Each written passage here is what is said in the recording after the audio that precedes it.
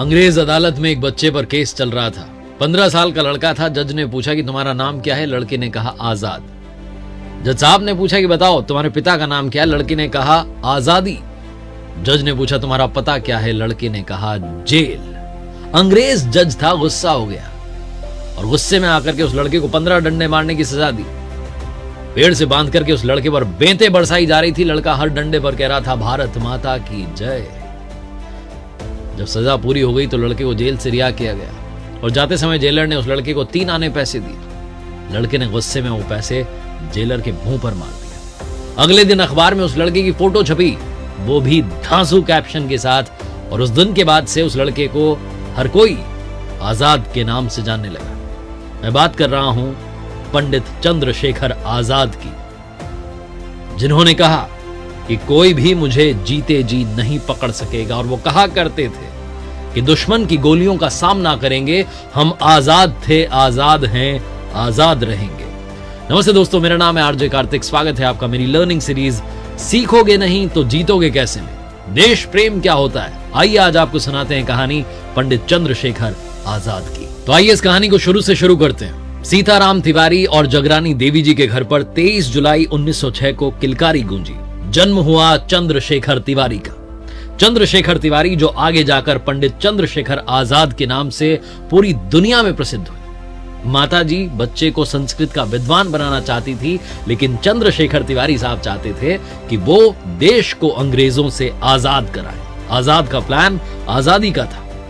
1920 में मात्र 15 वर्ष की आयु में चंद्रशेखर आजाद गांधी जी के असहयोग आंदोलन से जुड़ गए थे। 14-15 साल की उम्र थी।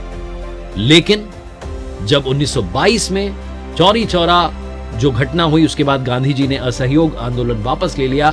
इस घटना से जो बाकी यंगस्टर्स का मोह भंग हुआ था, उसी तरीके से पंडित चंद्रशेखर आजाद का भी मोह भंग हो गया और वो गांधी जी की विचारधारा से थोड़ा अलग आ गए। जिसके बाद पंडित राम प्रसाद बिस्मिल, सचिंद्र नाथ सान्याल, योगेंद्र नाथ चटर्जी, इन्होंने 1924 में उत्तर भारत के, नॉर्थ इंडिया के जो क्रांतिकारी थे, इनको लेकर के एक दल का निर्माण किया जिसका नाम रखा हिंदुस्तानी प्रजातांत्रिक संघ।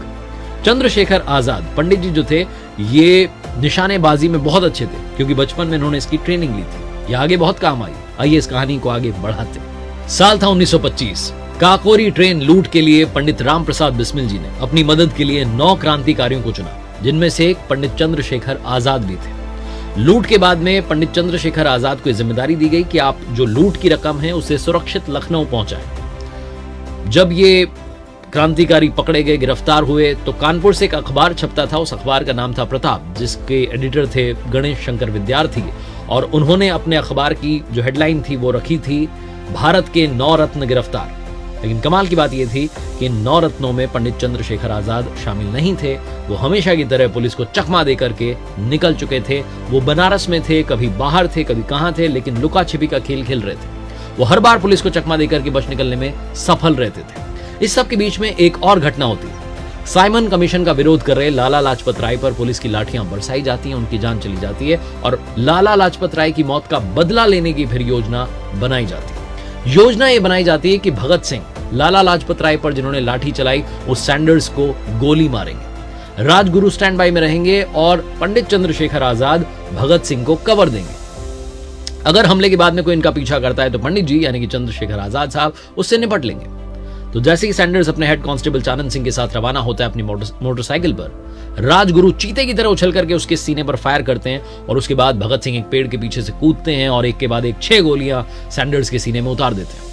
सैंडर्स उसी वक्त मर जाते हैं। भगत सिंह और राजगुरु दौड़ने लगते हैं, लेकिन जिस हेड कांस्टेबल चानन सिंह के साथ सैंडर्स वहां आया था वो इन दोनों का पीछा करने लगता है और जैसी की योजना थी, कवर फायर के लिए पंडित जी वहां मौजूद होते हैं और सुरक्षित भगत सिंह और राजगुरु को वहां से निकाल लेते हैं। इस घटना के बाद क्रांतिकारियों ने डिसाइड किया कि वो सेंट्रल असेंबली में बम फेंकेंगे और उसके बाद में अपनी गिरफ्तारी देंगे। इस काम को करने के लिए पंडित जी तैयार थे, लेकिन बाकी साथियों ने कहा कि नहीं, आपकी जरूरत संगठन को। तो भगत सिंह ने कहा मैं ये काम करने के लिए तैयार हूं। पंडित जी इस बात के खिलाफ थे, लेकिन बाद में भगत सिंह ने, जब सेंट्रल कमेटी की इनकी मीटिंग हुई संगठन की, तो उसमें बाकी साथियों को मना लिया और भगत सिंह ने अपने बाकी साथियों के साथ मिलकर के काम किया, गिरफ्तारी दी, जेल चले गए। इस सब के बीच में पुलिस और ज्यादा पीछे पड़ गई पंडित चंद्रशेखर आजाद के कि अब तो इनको पकड़ना ही है, वरना ये पता नहीं क्या क्या करवाते रहेंगे। पंडित चंद्रशेखर आजाद को पुलिस चप्पे चप्पे पर ढूंढ रही थी, शहर शहर में ढूंढ रही थी, उनके घरों पर छापेमारी की जा रही थी। घर वालों के पास भी पैसे कम पड़ने लगे, तंगी आने लगी। जो पंडित जी का संगठन था उसमें अंग्रेज सरकार का पैसा लूटने का वाला तो पैसा आता ही था, साथ में चंदे का पैसा भी आता था। तो कुछ साथियों ने कहा कि पंडित जी इसमें से कुछ पैसा घर पर भेज दीजिए, उन्हें जरूरत होगी। इस बात पर पंडित चंद्रशेखर आजाद को गुस्सा आ गया। उन्होंने कहा कि अगर मेरे घर वाले आड़े आ रहे हैं आजादी के, उन्हें जाकर के गोली मार दो, वो कुर्बानी देने के लिए तैयार है। इतनी बड़ी बात उन्होंने सहजता से कही। काफी मेहनत के बाद में, पुलिस वालों की बहुत मेहनत हुई, उसके बाद में फाइनली वो दिन आया जब पुलिस वालों की मुलाकात हुई पंडित चंद्रशेखर आजाद जी से। और पंडित जी से मुलाकात भी क्यों हुई? क्योंकि पंडित चंद्रशेखर आजाद जी का एक साथी था जिससे कुछ दिन पहले बहस हो गई थी, और इसी बहस के कारण उसने गद्दारी कर ली। उसने पुलिस वालों को बता दिया कि प्रयाग के अल्फ्रेड पार्क में छिप करके बैठे हैं पंडित चंद्रशेखर आजाद, जिन्हें आप ढूंढ रहे हैं। वहां पर बैठे हैं पंडित जी अल्फ्रेड पार्क में, जाओ जाकर के पकड़ लो। साथी की गद्दारी के बारे में और फौज की फौज आ गई इसके बारे में उन्हें अंदाजा नहीं था। पंडित जी को अपने एक साथी के साथ बैठे हुए थे, चारों तरफ से गोलियां दनादन चलने लगी। पंडित चंद्रशेखर आजाद ने अपने साथी से कहा कि तुम निकलो फटाफट, मैं तुम्हारे लिए कवर फायर करता हूं। अपने साथी को गोली ना लग जाए इसी तरीके से गोली चलाते हुए अंग्रेजों को वो हर गोली का जवाब देते रहे। तकरीबन 20 मिनट तक वो सैकड़ों अंग्रेजों की फौज से लोहा लेते रहे अकेले। और जब उन्हें मालूम चला कि उनकी पिस्तौल में अब आखिरी गोली बची है, तो उन्हें वो वादा याद आ गया कि ब्रिटिश सरकार से फांसी पर नहीं चढ़ूंगा, इनके हाथ नहीं आऊंगा। उन्होंने खुद को गोली मार ली। वो वादा निभाया और जाते जाते उन्होंने वो शेर बोला। उन्होंने कहा कि दुश्मन की गोलियों का हम सामना करेंगे, आजाद ही रहे हैं, आजाद ही रहेंगे। पंडित चंद्रशेखर आजाद को बारंबार नमन। हम आजादी की बात तो करते हैं लेकिन आजाद की बात करना भूल जाते हैं। याद रखिए हमारे देश के उन हीरोज को जिनकी बदौलत आज आप और हम खुशहाल हैं, आज आप और हम आजादी का उत्सव मना रहे हैं। हमारे देश के तमाम क्रांतिकारियों को, हमारे देश के स्वतंत्रता सेनानियों को बारंबार प्रणाम। देशभक्ति सीखनी है तो इनसे सीखिए। जय हिंद, जय भारत। देखते रहिए मेरे साथ हर सोमवार सुबह 9:30 बजे एक नई मोटिवेशनल कहानी और हर शुक्रवार सुबह 9:30 बजे लर्निंग सीरीज का एक नया वीडियो।